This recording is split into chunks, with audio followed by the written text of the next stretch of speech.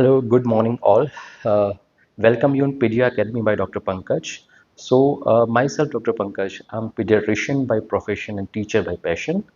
Today, we are continuing our amazing series of NEET SS Pediatric revision series. We have previously discussed neurology and rheumatology part. Today, we will discuss the important topic and the hot favorite topic of NEET SS examiners nowadays. It is nephrology. Nephrology itself a vast subject and super specialty, subspecialty is very much existing in this subject. So what we are discussing it today, we are discussing it salient points, important points which are important for your NEET SS upcoming exam. If you are first time learner, please go through my playlist of nephrology where I discussed these details in very much crucial details and in detailed discussion I have done Nelson based. As of now, I am discussing this as exam purpose. It will be very much concise and one more thing, this will require your very attention. This will require your 100% attention. Basically, I'm going very fast. I'll go very fast because the syllabus is very much and I have to cover as many disease or as many condition as possible. So without further delay, again I'm asking your 100% attention. I'm starting nephrology rapid revision for NEET SS Pediatrics. Okay, so uh, let's start. First, the first slide itself showing summary of renal disease with presents with acute glomerulonephritis. Very important, all diseases in one table. PSGN, IG nephropathy, Goodpasture syndrome, and rapidly progressive glomerulonephritis. First, see this. The PSGN is all ages disease. IG nephropathy is 10 to 35 years. Goodpasture syndrome and rapidly progressive GN is the disease of adulthood generally. Okay. Important concept. Acute nephritic syndrome is seen as 90%. All cases it is around 90%, but in IG nephropathy it is 50%. So because we are discussing acute glomerulonephritis, all having nephritic syndrome. But just keep attention here. Nephrotic syndrome is found in PSG in 5 to 10% and crescentric 10 to 20%. Other two condition nephrotic syndrome is rare. Asymptomatic hematuria 50% seen in IgA nephropathy, which is a common cause of asymptomatic hematuria. Hypertension, very important, and previous years asked question what percentage of PhD in patients hypertension is observed. It is 60%. In IgA nephropathy again 30 to 50%, which is again previous year question. Okay, next, the latent period is 1 to 3 week in PSGN, follows viral syndrome in IgA nephropathy and Goodpasture syndrome. Again, very important question. Pulmonary hemorrhage and iron deficiency anemia are associated with this. Okay, lab finding ASO titers are increased in 70% cases. This 70% is very much important. Okay, positive streptosome in 95% of cases. Increased serum IgA is seen only in 50% cases of IgA nephropathy. Again, repeat question. The everything I'm discussing and uttering the word, it is very important and you need to pay your 100% attention here. And IgA in dermal capillaries is actually deposited.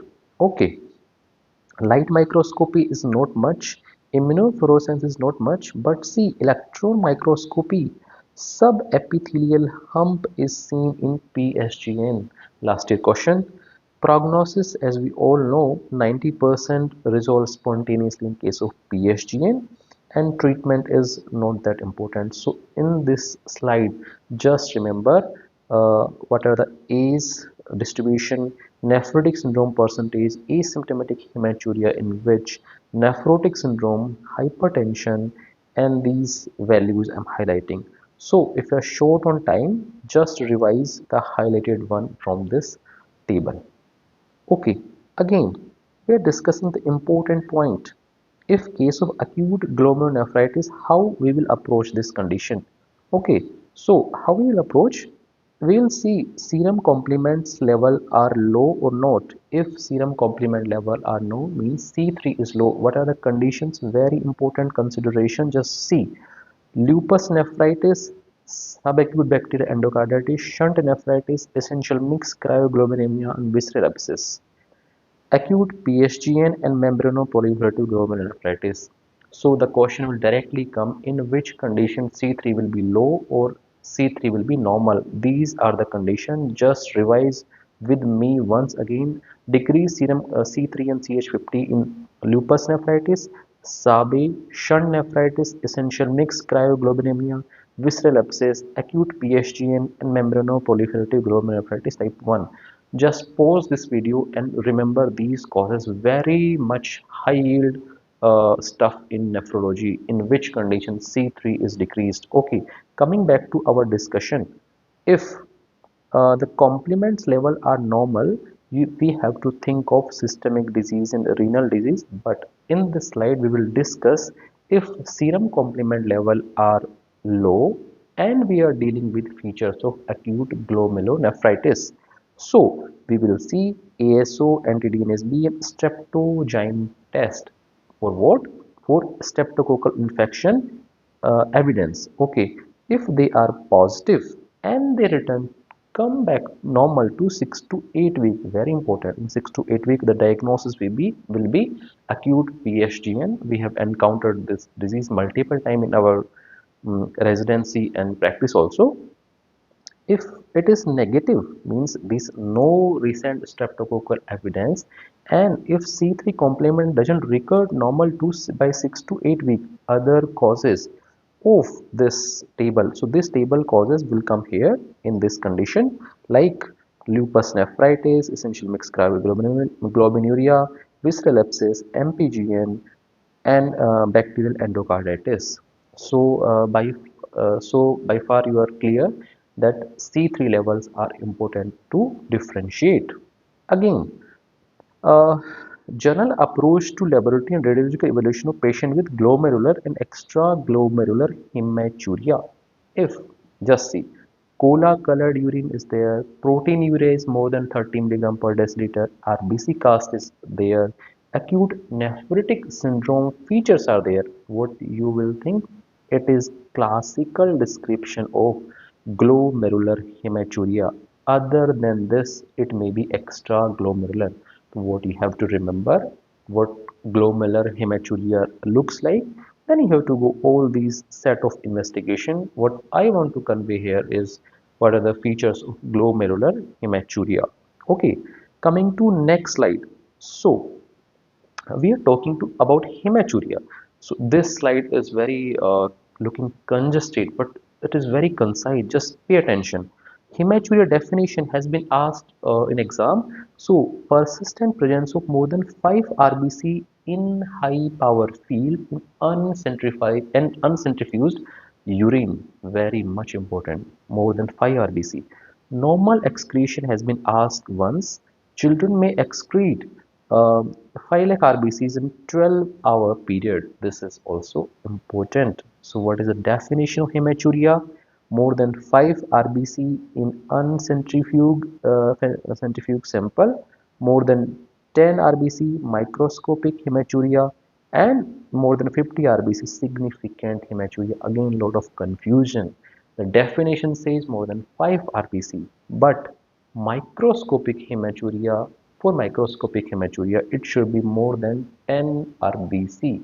And for significant hematuria, it should be more than 50 RBC. Just keep this in mind, very much important, very much confusing. Okay, false negative result means patient had hematuria, but the result is not coming positive. Again, the previous year asked question, high ascorbic acid and using formalin as urine preservative. So in case of formalin and ascorbic acid, the false negative result come. False positive, patient doesn't have hematuria, but you are testing and hematuria is coming positive. Why? It is due to alkaline urine, pH more than 8, and oxidizing agent exposure like hydrogen peroxide used to clean perineum. very much important. Just remember this: false negative and false positive cause of hematuria. Okay, again very much important. What are the indication of renal biopsy in case of hematuria? Just see this: if persistent microscopic hematuria in case to case basis, just see. Second, recurrent gross hematuria if it is associated with decreased renal function, proteinuria and hypertension. So these are the indication of renal biopsy in case of hematuria, persistent hematuria. So we have discussed the definition of hematuria, different types of hematuria, false positive, false negative and renal biopsy indication in hematuria. Just pause this here and just revise the slide once again. Okay. Now we are going to IG nephropathy. All we know it is called Burgess nephropathy, and the question again, it is the most common cause of chronic glomerular disease in children. Very much important. Okay. All we know it is immune complex disease triggered by question excessively galactosylated IgA1 in serum. Okay, so this is the main pathophysiology behind it. This question has been asked in INISS. The genome or gene for IG nephropathy, which is the gene? It is 6q22. Just if you can remember 6q, it is okay. Serum C3 levels are normal. We have discussed the list of in which disease serum C3 is going down. So in this IgA nephropathy, C3 is normal. Okay.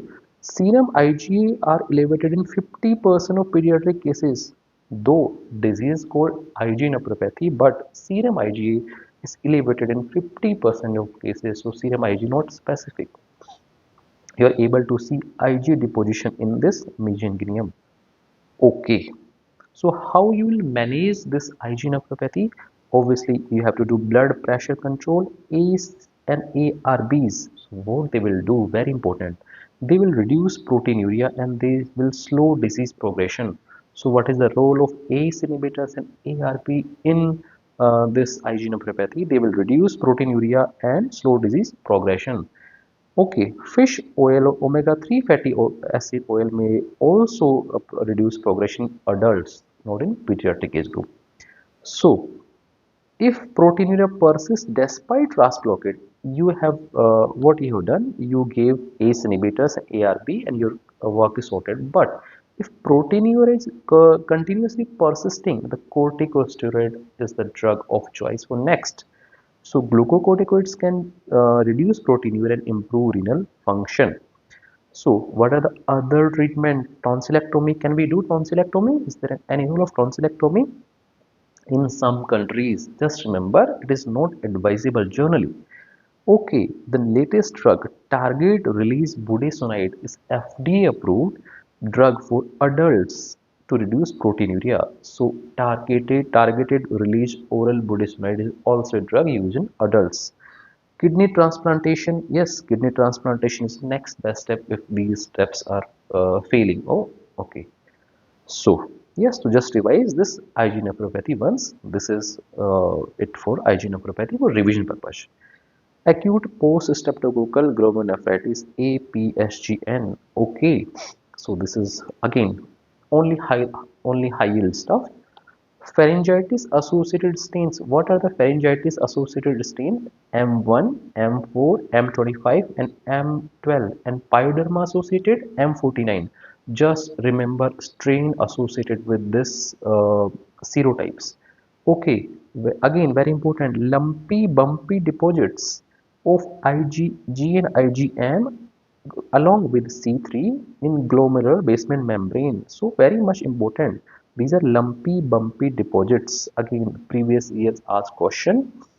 Electron microscopy, electron dense deposits in epithelial side of GBM. So subepithelial electron dense deposit humps are seen in PSG and very much important. Okay, so common age sometimes asked, it is 5 to 12 years, uncommon in less than 3 years of age, and onset is very important 1 to 2 weeks after streptococcal pharyngitis and 3 to 6 weeks after streptococcal pyoderma. Okay, so acute phase of PSGN get resolved by 6 to 8 weeks, all we know. But important cheese, proteinuria and hypertension resolve within 4 to 6 weeks. But just I want your attention here. Microscopic hematuria can persist for 1 to 2 years. Okay, it can persist. Persistently low C3, if C3 is not coming down back to normal in 6 to 8 weeks, or it is persisting in more than 2 weeks, it is suggesting of chronic post-infectious glomerulonephritis or membranoproliferative glomerulonephritis. Okay, so anti-DNase B. What is this test is best test for skin infection, streptococcal pyoderma. Again, independent question. One more concept, C3 levels are low in 90% cases, return to normal in 8 to 10 weeks. C4 levels are usually normal and only mildly reduced, very much important. Okay, what are the indication of renal biopsy in case of this PSGN? We have discussed indication of renal biopsy in case of persistent hematuria. Now we will discuss the indication of renal biopsy in case of PSGN. So, acute renal failure. Okay, nephrotic syndrome in case of PSGN, no evidence of recent streptococcal infection, normal complement level, and persistent hematuria, proteinuria, renal dysfunction more than 2 months are the indication of renal biopsy. Again, we have discussed in the table also hypertension seen in 60% cases, but hypertensive encephalopathy in PSGN is seen in 10% cases. Early intervention may prevent complication but may not eliminate APGN risk. Very much important. So, early antibiotic therapy treats streptococcal throat and skin infection but does not fully prevent ASPGN. So, this was PSGN in concise format. Again, I'm reminding you all, we are discussing NEET SS based revision series of nephrology. If you want to see the whole nephrology series, just go to my playlist of previous PYT topics of NEET SS Pediatric Nephrology section. Here we are not discussing any concepts. We are discussing actually the most important exam oriented points in these diseases. So if you're looking for concept, go through main videos, and for these discussion, just stay awake and keep your attention very much. Okay, just at some point of time you need clarification, just pause the video and rewind again. Okay, now we'll discuss Alport syndrome. So Alport syndrome, the most common inheritance generally asked, it is actually X-linked inheritance in 70 to 80% cases. The gene has been asked multiple times. The gene is col A5 mutation alpha 5 chain of type 4 collagen. So this is very much important. The gene is important. Alpha 5 chain of type 4 collagen is important, and this condition is associated with diffuse leiomyomatosis. So which genetic pattern is of Alport syndrome is associated with diffuse leiomyomatosis. It is X-linked inheritance in 70 to 80% cases. Okay. Second most common is autosomal dominant in 9 to 30% cases. Generally, this is alpha 3 and alpha 4 chain of type 4 collagen. Other autosomal recessive cases are also seen in 5% cases. One more important thing, severe early onset disease seen in autosomal recessive type. Again, to revise them, X-linked inheritance is most common. It is associated with leiomyomatosis. Second most common is autosomal dominant, and third most more common or least common is autosomal recessive, which is associated with severe disease. So this is genetic pattern. Some syndromes are associated with Alport syndrome. Very much important. Just again, I'm asking your attention here. Fashioner syndrome. So, what is the Fashioner syndrome? It is Alport syndrome with macrothrombocytopenia. Macrothrombocytopenia, large and low count platelet, and the gene is MYH9. So the gene is important, macrothrombocytopenia is important. This is Fechner syndrome. Epstein syndrome, similar to Fechner with platelet abnormalities, and gene is same MYH9 mutation. One more, hereditary angiopathy and nephropathy, aneurysm and muscle cramps, HANAC syndrome, COL4A1 mutation alpha 1. So these syndromes like Fechner, Epstein and HANAC are associated with Alport syndrome. Okay, electron microscopy finding again has been asked multiple times, thickening, thinning and splitting of GBM. This is a classical statement for this Alport syndrome. Okay, audited manifestation again has been asked multiple times. Bilateral SN hearing loss is seen in Alport syndrome, but it is never congenital in origin. So congenital hearing loss is not seen in Alport syndrome. Previous year's question in NEET SS begins with high frequency loss. Again, an important question. Correlates with renal function decline, very important. Okay, and management of early detection. So these three things are important. It is bilateral, it is SN, it is not congenital, it is high frequency loss and correlate with with renal function decline. Ocular manifestations, this is X-link associated with X-link. What are the common features? Anterior lenticonus, very important. Other features, macular flax, corneal erosions. So you are able to see anterior lenticonus here, and in this thickening, thinning and splitting of the GBM, again very important. Okay, so we'll discuss just thing microscopic hematuria seen in all patients of Alport syndrome. Generally, it is intermittent in female or young male. Gross hematuria in 50% cases. Proteinuria, generally it is progressive. SN hearing loss more in male 90%. Okay, begin in high frequency, progress with renal decline. Ocular abnormalities, lenticonus macular flex, and leiomyomatosis involve smooth muscle in various organs. Okay, so basically these are the condition, but how we will diagnose Alport syndrome? So hematuria with at least two of the following, very much important.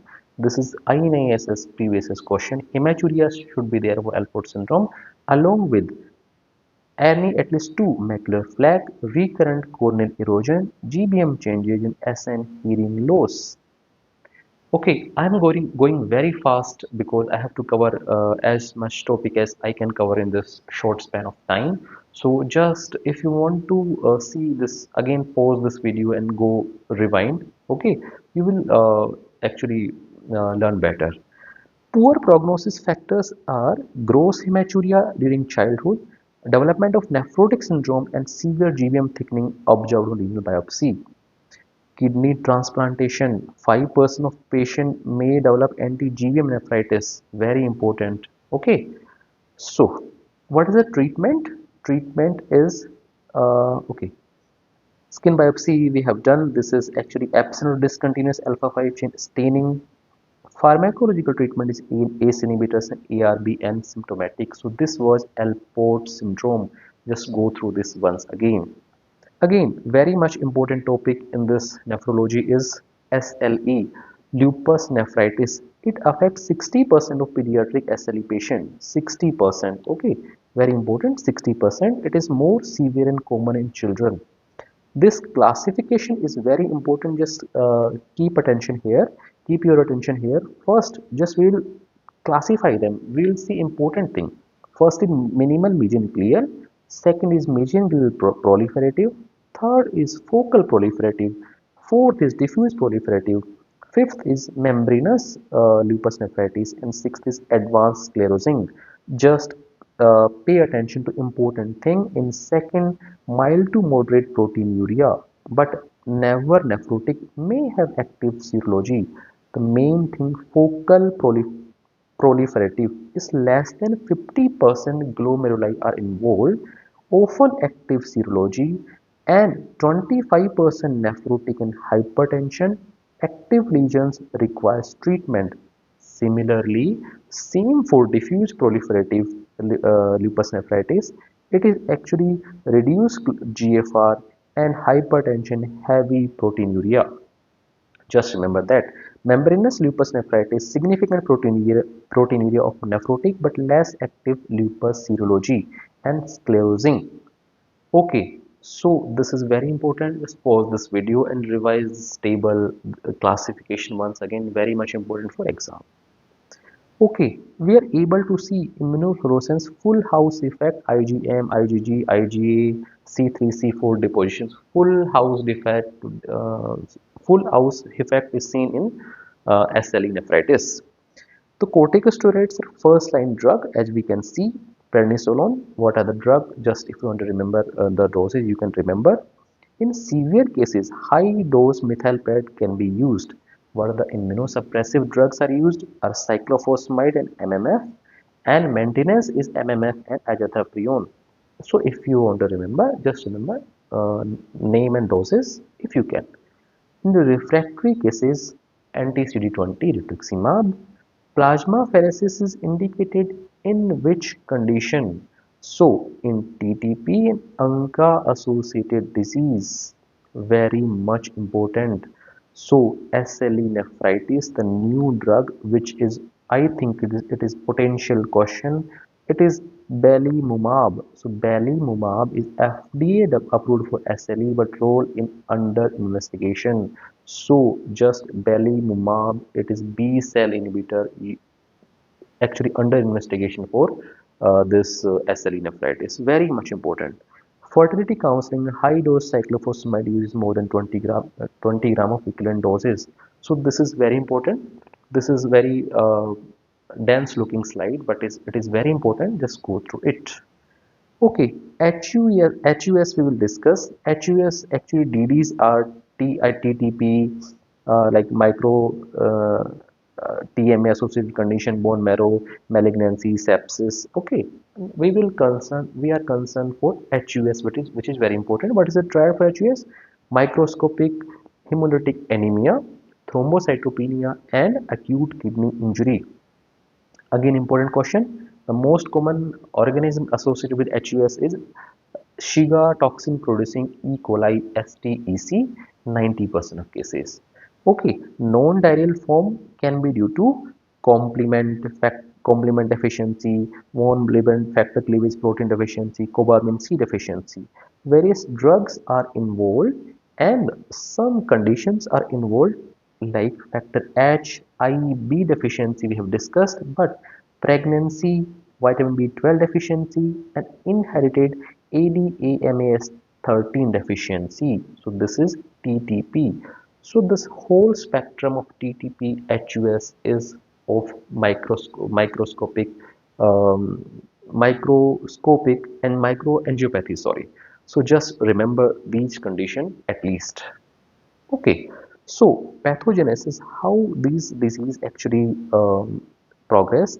So generally the typical HUS is Shiga toxin enters in bloodstream and is combined to kidney and provide damage. Streptococcal associated HUS, very important. It is actually neuraminidase which causes positive Coombs test. For exam point of view, just remember in streptococcal it is positive Coombs test. Atypical HUS is also there and secondary causes. The basic feature is this glomerular endothelial injury. Okay. Negative directly Coombs test is found in HUS except SPHUS in DCT is positive. Okay. Very important question. If you found a platelet count 30,000 in HUS patient, will you transfuse? No. Platelet transfusion it generally may worsen thrombosis.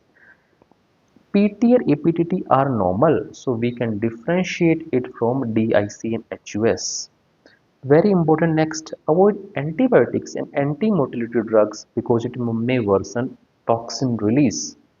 Very important, euclizumab, anti-C5 monoclonal antibody used in complement-mediated atypical HUS. Okay, very important. Then, HUS onset is marked by sudden onset of pallor, weakness, lethargy, and dialysis is required in 50% of cases. The CNS involvement is less than 20%, and seizures, focal ischemia, basal ganglia, cerebral cortex infarction, and hypertensive encephalopathy is seen. So this is all for HUS. Let's go through and revise it. Okay. Oh, differential diagnosis. So there are differential diagnoses for HUS. Don't go through detail. TTP, SLE, malignant hypertension. Okay, this is a repeat question. Platelet count recovers first in HUS, second renal function, and anemia resolution occur last. Okay, so okay, it is not finished. So we have discussed, yeah. Antibiotics are generally contraindicated except azithromycin, meropenem, rifaximin are used in adults. So this is potential question: which antibiotics can be given in adults or pediatric age group population are under investigation are azithromycin, meropenem, and rifaximin. Very much important. Plasma infusion, again caution, it is no proven benefit in STEC-HUS. It is contraindicated in pneumococcal HUS. Very much important. These questions are very much important, has been asked multiple times.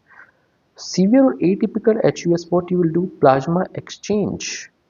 In severe or non-STEC-HUS with CNS involvement. So what is the indication of plasma exchange in HUS? It is severe non-STEC-HUS with CNS involvement. It is beneficial in complement-mediated HUS, ADMAST13 or factor H deficiency. So the indication of plasma exchange HUS, mark my words, it is a nearly upcoming question in your exam. Okay, so Euclidma we have discussed. Meningococcal vaccination is required for this. Okay, finally we have completed HUS, which is last topic.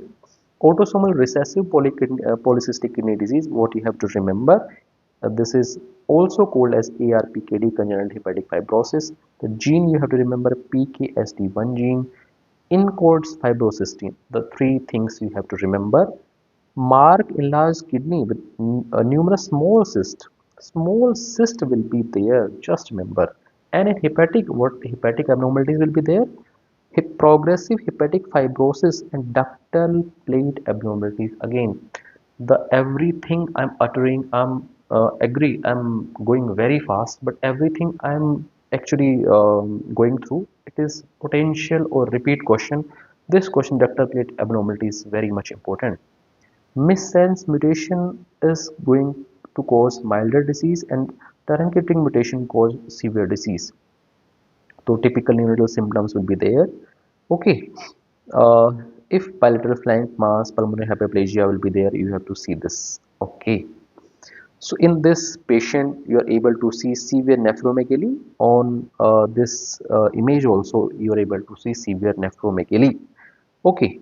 So combined kidney and liver transplant is sometime done because for definitive therapy. Prognosis 30% is due to pulmonary hyperplasia and survival improvement is seen in 80% cases. So this was autosomal recessive polycystic kidney disease. Now we will discuss an important one, autosomal dominant. So just see, this is most common heritable kidney disease, very much important. Again, previous years asked question. It is autosomal dominant. Obviously, in brain, other things are involved. In which brain is intracranial aneurysm seen in which percent of cases? 15%. Repeat question. Mitral valve prolapse, aortic aneurysm, and coronary artery aneurysm are seen in this. Okay. Renal findings, large kidney, same as autosomal recessive, cortical medullary cyst, all nephron segment. Okay, so you're able to see these are large cysts versus autosomal recessive. I have just written here small cyst, and corticomedullary differentiation is lost in ARPKD but not in autosomal dominant. Okay, extrarenal finding we have discussed: hepatic cyst, pancreatic cyst, and ovarian cyst. Okay, so the pathogenesis PKD gene mutation 85% of cases and most severe disease. PKD2 mutation seen in 10 to 15%. Okay, the gene is also important, chromosome is also important, sorry. PKD1 is 16 chromosome, PKD2 chromosome 4, PKD1 encodes polycystin 1, and PKD2 encodes polycystin 2, very much important. So these genes are important. Okay, you have to think. We have seen the extra renal manifestations also. So how you will diagnose autosomal dominant polycystic kidney disease? By bilateral renal cyst. Family history of ADPKD should be there because it is autosomal dominant. Multiple bilateral macrocyst. We have discussed macrocyst and corticomedullary differentiation is maintained. Screening recommendation: asymptomatic children of affected parents should go for renal ultrasound, and very much important, family history of aneurysm. Consider MR angiography at 18 years of age. So in case of autosomal dominant polycystic kidney disease, if a family history of aneurysm is present, you have to consider MR angiography at age of 18 years. Previous years a question. General management is supportive care. Again, very potential question, potential MCQ. I will write the the emerging therapy for autosomal dominant recessive dominant polycystic kidney disease is tolvaptan. What is tolvaptan? It is vasopressin V2 receptor antagonist. So these are important in this ADPKD, the gene, the extra renal manifestations, emerging therapy, screening recommendation. So ADPKD is very important. Next, we will discuss nephrotic syndrome, our important topic. So in this, we have to see the triad of clinical findings: hypoalbuminemia, edema, and hyperlipidemia. Sometimes they ask how much albumin should be lost. So less than 2.5, you have to remember, and cholesterol should be more than 200. Okay, I have given the causes of nephrotic syndrome. Just pause this video and go through this table. I will discuss here. Okay, what I will discuss here is the nephrotic syndrome, which are of in various spectrum. We'll discuss them as we discussed nephritic syndrome. Also, we'll discuss nephrotic syndrome. So MCD, FSGS, membranous nephropathy, MPGN type 1 and type 2 will go one by one. Okay, is you're able to see membranous nephropathy is the disease of adulthood, but MCD and FSGS is a disease of childhood. Again, MPGN is a disease of adolescence. Just remember these lines. The MCD and FSGS is a disease of childhood. Membranous nephropathy is disease of adulthood, and MPGN is a disease of adolescence. Remember it. Okay, sex ratio.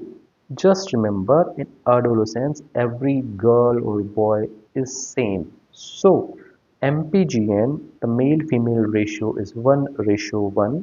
Otherwise these are more common in male generally. So nephrotic syndrome, obviously we are discussing nephrotic syndrome. So MCD 100% seen and other cases are less. Okay. Asymptomatic hematuria is more in MPGN. Hematuria is also more in MPGN. Hypertension, again we have discussed minimal change disease, hypertension seen is 10% cases. Okay, we have discussed in PSGN hypertension seen in 50% cases, but here in minimal change nephrotic syndrome, hypertension is seen in 10% cases. Okay, so MPGN 35% cases. So we have seen the MPGN, adolescence age, male and female are equal. Nephrotic syndrome, asymptomatic hematuria and hypertension is more common. Okay, we'll discuss what is the rate of progression. So just see what I'm teaching, highlighting for you. In membranous nephropathies, 50% in 10 to 12 year. What are the associated condition? Very much important. FSGS, HIV, heroin use, sickle cell disease, and reflex nephropathy are associated with FSGS. In membranous nephropathy, very much important, renal vein thrombosis, SLE, hepatitis B, C, and lymphoma tumors. Okay, lab findings, low complement level seen in MPGN type 1. We have discussed previous table also, we have discussed the causes of low C3. So MPGN1 is associated with low complement, not MPGN2. Just remember important question. Okay, just we'll go to with highlighted electron microscopy, food process fusion in MCD, subepithelial deposition in membranous nephropathy, and dense deposit in MPGN 2. Remission seen in 90% cases of MCD. Okay, so the pathophysiology of infections will not discuss due to loss of complement, all we know. Okay, what we will discuss is spontaneous bacterial peritonitis. It is due to Streptococcus pneumoniae, very much important. And diagnosis peritoneal leukocyte count is more than 250 cells per microliter is highly suggestive. This is a repeat question, has been asked multiple times.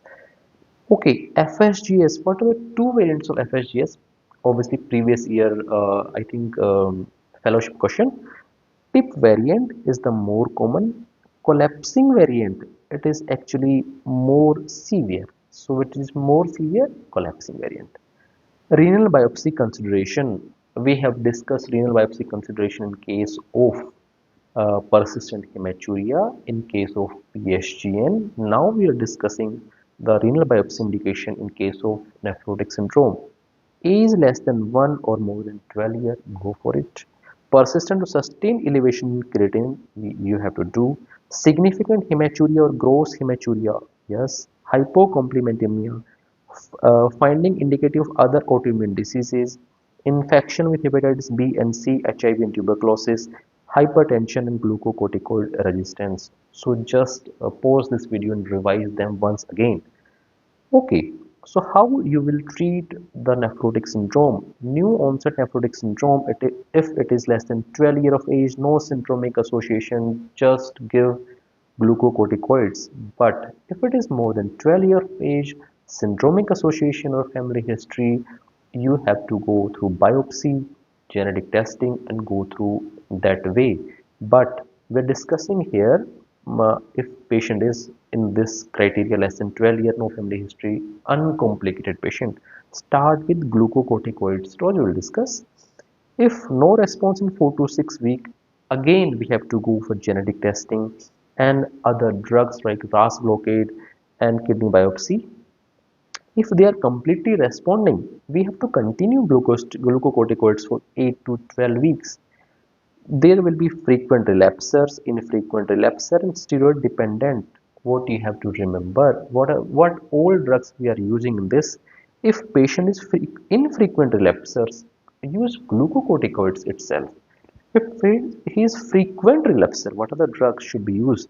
Cyclophosphamide, levamisole, MMF, rituximab, and calcineurin inhibitor. But if it is he is steroid dependent, so calcineurin inhibitors, MMF are majorly used. So this is generally algorithm of nephrotic syndrome treatment. Okay, so the corticosteroid therapy we have discussed. All we know 2 milligram per kg. We have to taper. Okay, and more than 12 weeks is not required. Just go through these dosing interval. I hope you are familiar with this. We will discuss. Okay, dyslipidemia. So just important. Statins are not indicated in these nephrotic syndrome condition. What you have to do, low fat, though cholesterol is increased. Low fat diet, less than 30% total calorie from fat, less than 10% from saturated fat, and cholesterol intake from less than 300 milligram per day, and no statins are required. Once again, go through with this in dosing protocol. Okay, cyclophosphamide. So I'll discuss the few things in this. What are the side effects? Neutropenia, disseminated varicella, hemorrhagic cystitis, alopecia, sterility. The previous year's asked question, what is the cumulative dose of infertility in case of cyclophosphamide therapy, that is more than 250 milligram per kg of total dose. Okay, vaccines in nephrotic syndrome, hot topic for examiner. It is generally deferred if live vaccines are generally deferred if prednisone dose is more than 1 milligram per kg per day or more than 2 milligram per kg on alternate day. And live vaccines are also contraindicated in cyclophosphamide and cyclosporin treated children. Very much important vaccine consideration. Varicella exposure. post-exposure prophylaxis for varicella zoster immunoglobulin, and household contacts live vaccine to reduce exposure risk. Avoid direct contact of vaccinated individuals for 3 to 6 weeks. Okay. Now we'll discuss congenital nephrotic syndrome. The definition has been asked in exam. They presents in at birth or within 3 months of life. Prognosis is worse. So what are the these conditions? Just go through these. NPHS1 nephrin Finnish type of congenital nephrotic syndrome most common. NPHS2 podocin, WT Wilms tumor, Daniel syndrome, and LAM2 laminin beta 2 Pearson syndrome. So there are list of secondary causes of nephrotic syndrome including congenital nephrotic syndrome. Just go through this list once.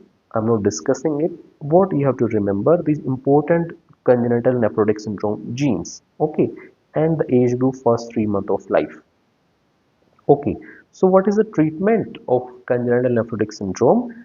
ACE inhibitors, ARB reduces proteinuria. NSAIDs are used, very much important. Surgical therapy, again nephrectomy. Definitive treatment of this is kidney transplantation, very much important. Okay, so we have discussed nephrotic syndrome. I'm going very fast, and it is actually this subject is very vast. So just keep your whole attention here. I'm again asking you for your attention, and this video is not for beginners. This video is for just you have the students who have revised this nephrology once, read once, and want to revise the important stuff at the last time. So this is very high yield, or I must say it is very ultra high yield. Okay, so just stay here, just keep your attention here, continue. Now we'll discuss the AKI.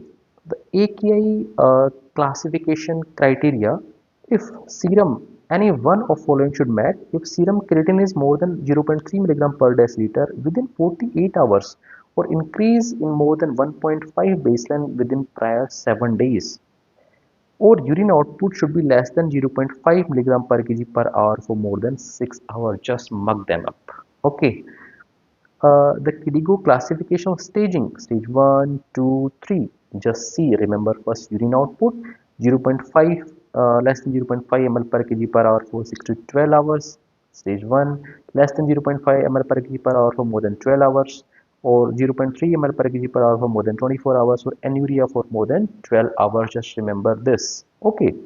Serum create 1.5 to 1.9, 2 to 2.9, and 3 time baseline this way. Or if serum creatinine is more than 4, just see here, if serum creatinine is more than 4, you have to classify them at stage 3.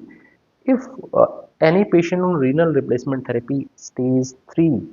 If GFR is less than 35, stage 3. This was previously asked question. Serum creatinine was 5, which is the KDIGO stage of AKI. It is stage 3.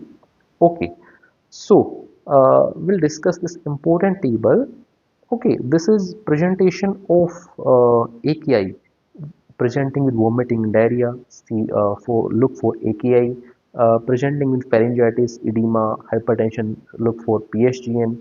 Presenting with prolonged hypertension, nephrotic drug exposure, look for ATN. Presents with neonatal perinatal hydronephrosis, look for PU, posterior urethral wall. Okay, now we'll discuss this urine analysis. Okay, what I want to say this, just remember FANA. Okay, FANA is fractional excretion of sodium. I hope you all are well versed it.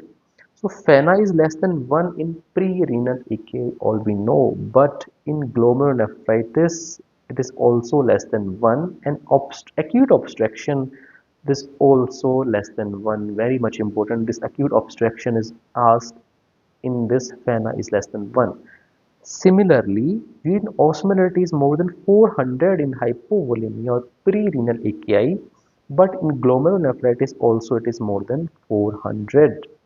And urine sodium, as FANA is decreased, so urine sodium, thus it is same. Urine sodium is less than 20, less than 20, less than 20. So just remember FANA, urine sodium will follow. C for urine osmolarity is more than 400 in this hypovolemia or prerenal AKI and glomerulonephritis. So just go through this table again. This is very important. Common complications. Okay, everything will increase in case of electrolyte. Calcium and sodium will decrease. So just remember like this: calcium hypocalcemia and hyponatremia will seen. Otherwise every electrolyte like magnesium, like magnesium phosphate, potassium will increase.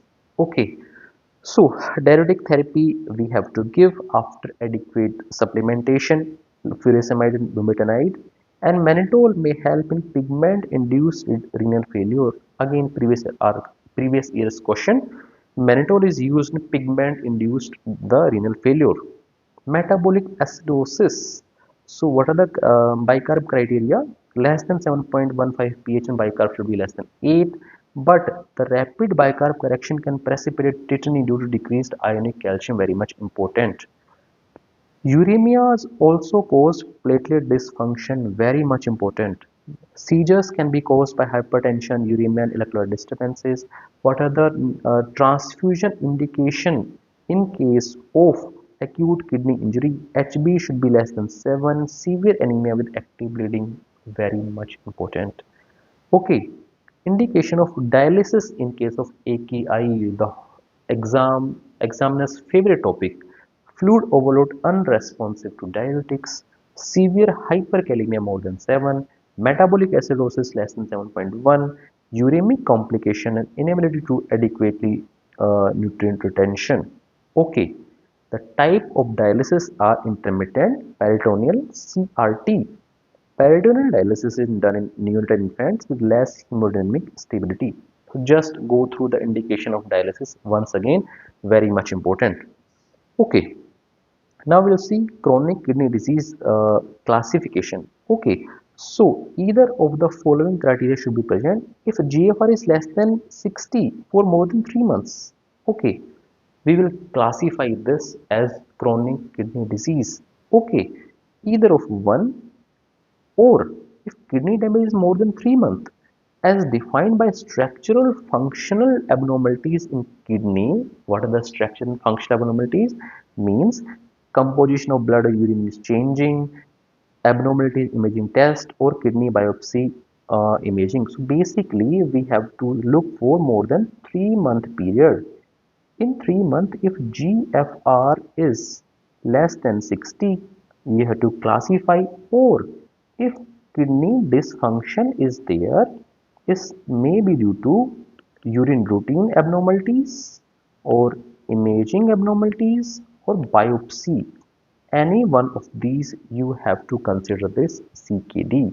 Again, the KDOQI classification or staging of CKD is very important. Stage 1, 2, 3, 4. Just go through this. GFR more than 90, 60 to 90, it is 30 to 60, 50 to 30, and less than 15 or dialysis.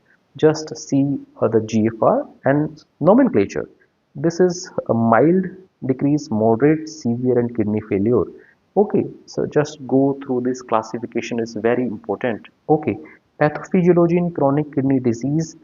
I'll discuss the important one, renal osteodystrophy. It is due to impaired renal production of 125 hydroxy vitamin D, hyperphosphatemia, hypercalcium, and secondary parathyroidism has been asked previously also. What are the causes? Growth retardation is due to inadequate calorie intake, and growth hormone resistance is also important. Infection. Why infection? Defective granulocyte dysfunction and other condition you can see in this table if you want to revise. Okay, so in CKD, the bone disease is important. So high turnover bone disease is called osteitis fibrosa cystica, very important. So it is seen in advanced CKD, hypocalcemia, hyperphosphatemia, and elevated alkaline phosphate in PTH. In these conditions, subperiosteal bone resorption is seen. Low turnover disease is called, very important, adynamic renal osteodystrophy. So this is actually more common in dialysis patient treated for secondary hyperparathyroidism, PTH, and oversuppression. Osteomalacia, seen defective bone mineralization, both high and low turnover state, very important.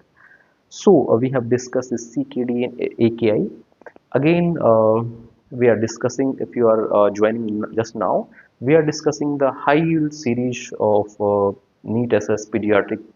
This topic is of nephrology. We are discussing high yield topics in nephrology. So this is very concise and ultra high yield topics. So just be with me and keep your attention here. We are moving forward to next topic, that is renal tubular acidosis. Very much important. Just keep your attention here. Type 1 is called distal RTA. Distal is type 1, not proximal. Why? The defect is impaired H plus secretion distal tube. Just pay attention, your pay attention here. Very important. Okay. Urinary pH more than 6 despite acidosis. In this condition, hypocalcemia, hypercalciuria, nephrocalcinosis seen. Very much important. Type 2 proximal RTA. It is due to defective bicarb reabsorption in proximal tubules. It is due to initially high urine pH less than 5.5, bicarbonate wasting associated with Fanconi syndrome. Just see this type 4, aldosterone deficiency. It is hyperkalemic RTA and urinary pH is variable. So just pause this video and go through this once again. In which condition the hypercalciuria, nephrocalcinosis seen, type 1 RTA. In which condition is bicarbonate wasting seen associated with Fanconi syndrome, type 2. Which condition is associated with life-threatening hyperkalemia, type 4 RTA. Okay, so diagnostic approach, just see. First you have to see it is known anion gap metabolic acidosis NAGMA. Okay, if it is more than 12, just rule out renal tubular acidosis. Okay, it is NAGMA. See potassium level. If potassium is more, it is type 4 RTA.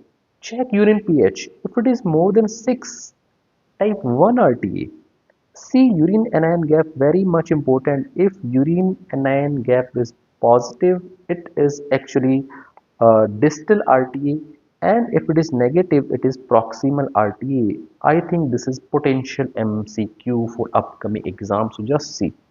And renal ultrasound, type 1 RTA, renal stones will be then obstructive uropathy, type 4 RTA. So just remember diagnostic approach to RTA. Just revise this video once again. Treatment, obviously in type 1 RTA we have to give sodium bicarbonate, and if hypercalciuria is there, the drug of choice is thiazide. Very important. Type 2 and proximal RTA, large bicarbonate dose. Type 4 RTA, fludrocortisone, loop diuretics and sodium bicarbonate is used. Okay, so this is perirenal abscess, pyelonephritis and pyelonephritis scar pictures are there, can be asked in exam. Just go through these ones. Now we are coming to UTI. What are the risk factors? So just go through urinary stasis, label adhesion. So just go through this table once.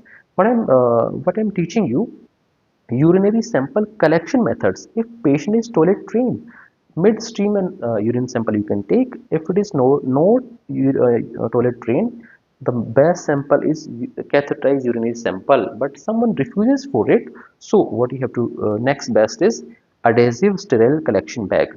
Okay, so we are discussing UTI. Okay, so diagnostic criteria of UTI are positive urinalysis plus urine culture. So urine analysis means pyuria more than 5 RPC per high power field or more than 10 WBC uh, in enhanced urine analysis, or leukocyte esterase positive. Nitrite positive may be considered require more than 4 hours of urine retention, and urinary culture criteria more than 50,000 CFU per ml in a single uropathogen or more than 10,000 in certain condition. So these are the diagnostic criteria of UTI. Just remember they can be asked. Okay, they have been asked in once, but this is latest criteria. So you have to remember the most common condition occurring in our OPD practice, the UTI. Okay. Imaging in UTI is not required. Okay, it is generally not required. Or what you have to do? We have to do renal ultrasound and CT scan if required. So just see this image is DUMSA scan. This is VCUG. and this is intrarenal reflex in VCUG. We'll discuss them later. Okay, so I hope you are with me. If you are watching this video till now, so just try to complete the remaining portion also and go through this video once. You will get knack of nephrology, and I am very sure you will get good marks in nephrology after revising these all stuff.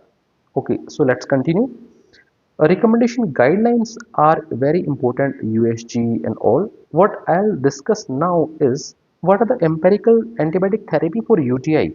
It is cephalexin is the first line therapy. If cephalexin is not available, the cefixime third generation cephalosporin is the next drug. It is used in gram negative, and nitrofurantoin is used in cystitis only. Very much important, previously is asked question. It does not achieve renal tissue levels. It is not recommended for febrile UTI. Very much important.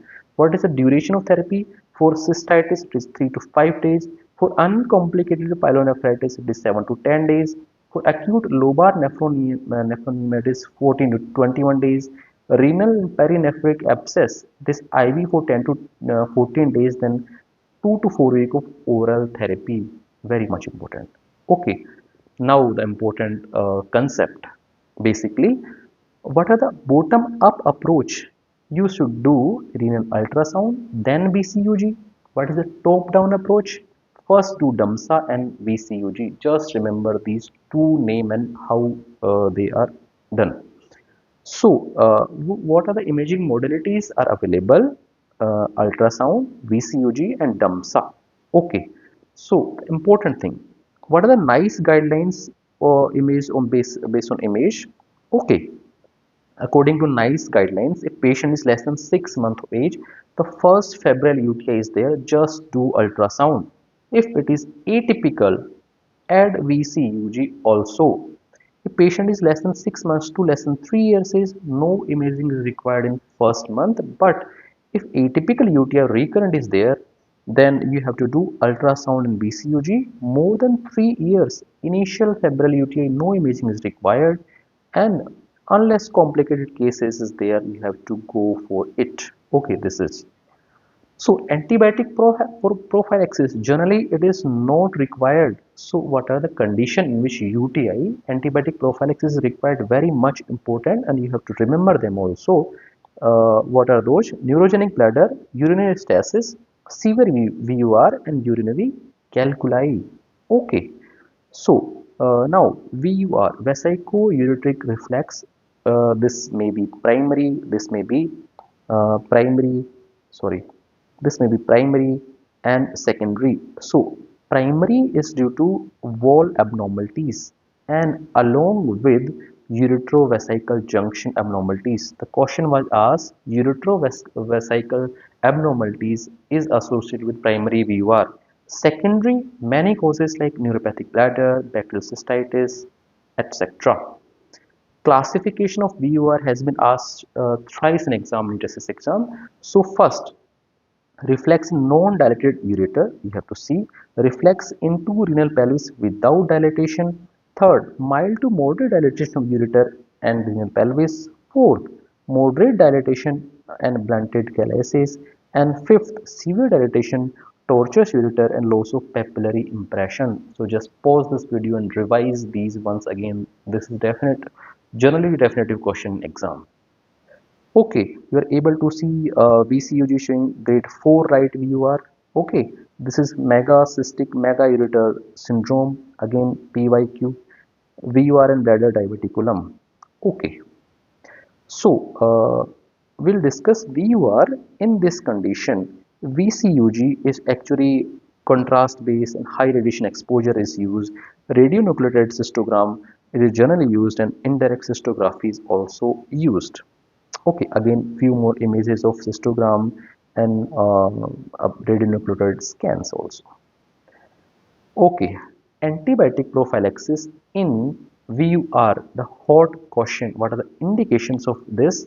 Is grade 3rd or 4 UR, presence of bladder and bowel dysfunction, febrile UTI as initial presentation.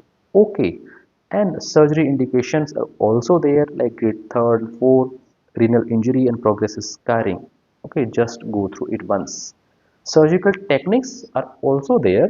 We'll not discuss them in detail because we are discussing this review series. Open ureteral reimplantation, robotic assisted reimplantation, endoscopic injection of bulking agents like hydrogel. Okay, what the current guidelines are saying, because many trials are going like private trial, Swedish trial, river trial. So the current guidelines, what American Urology Association is recommends, the antibiotic prophylaxis should be given for children less than 1 year of age at the greatest risk of old renal injury, children with bladder and bowel dysfunction, and children under surveillance who develops febrile UTI. In these conditions, we have to give. Individualized treatment approach we have to make, basically management strategy we have to devise. Neonatal screening for VUR, how you will screen them, grade 3rd and 4 in this condition, and hydrouterine abnormal bladder parental ultrasound. In this condition you have to actually screen them. So just remember, VUR is a familial disorder and autosomal dominant inheritance. So, American Urology Association guidelines are asymptomatic siblings or offspring of VUR patient. We have to do renal ultrasound plus minus VCUG if abnormalities are detected. VCUG is recommended if renal ultrasound abnormalities are there and siblings have history of UTI. So just remember these American Urology Association guidelines, very much important. You have to remember them. Okay, antenatal hydronephrosis. The classification is very much important. Just mug up them. Okay, I just want to say, just mug up them. Mild, moderate, and severe. Okay, these are the criterias. You have to remember. No way to explaining this thing by me. Just remember. Etiology of antenatal hydronephrosis. The transient hydronephrosis, the most common cause.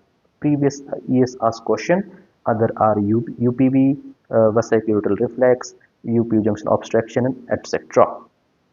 Okay, Society of Fetal Urology grading for hydronephrosis, again very much important. Just see, just I'm highlighting this.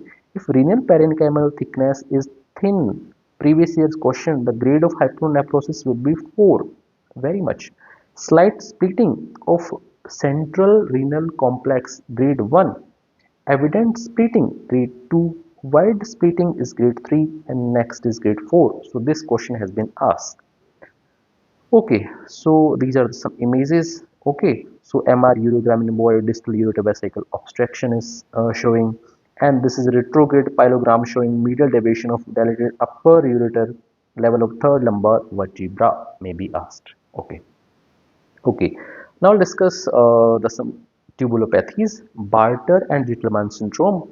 Okay, so these are characterized by, just be with me, this is a very important topic. Last but not least, hypokalemic, hypochloremic metabolic acidosis. So both conditions are autosomal recessive, but Bartter is a disease of loop of Henle, but Gitelman is a distal DCT. Okay, urinary calcium is increased in which condition? Okay, I'm discussing. I'm not going into pathophysiology of Bartter-Gitelman syndrome. I'm just discussing the important differences. So, hypercalciuria is seen in Bartter syndrome, and Gitelman syndrome. It is calcium is decreased. Urinary magnesium is normal in Bartter, but is decreased in Gitelman. Prostaglandin E is elevated in Bartter. Okay, so just remember the highlighted thing. This is loop of Henle, DCT, urinary calcium, urinary magnesium, prostaglandins. These are important consideration.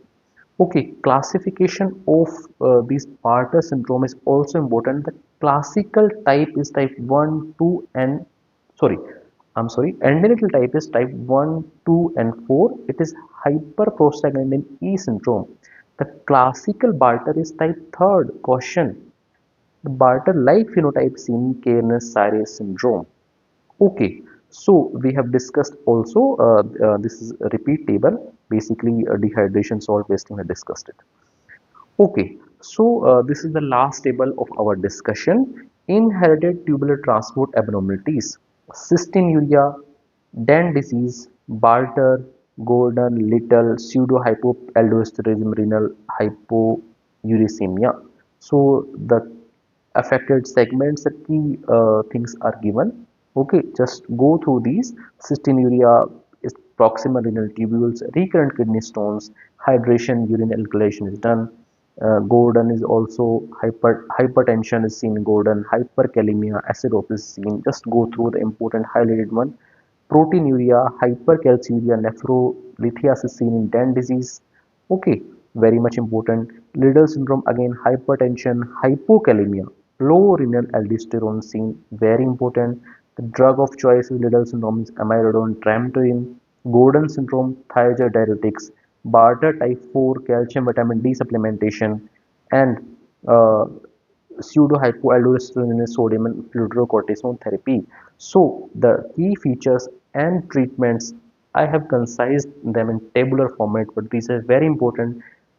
You may be asked like hypertension, hyperkalemia, and acidosis combination seen in Gordon syndrome, etc. So, this was marathon session for pediatric nephrology. I hope I did some justice to concise this pediatric nephrology in one place. But again, I'm saying it repeatedly. This is very vast subject. I can't cover whole nephrology in such a short span of time. It is just ultra high yield topic. If you have revised well your nephrology, so you'll be able to get this more. What you have to do, you have to revise it once again.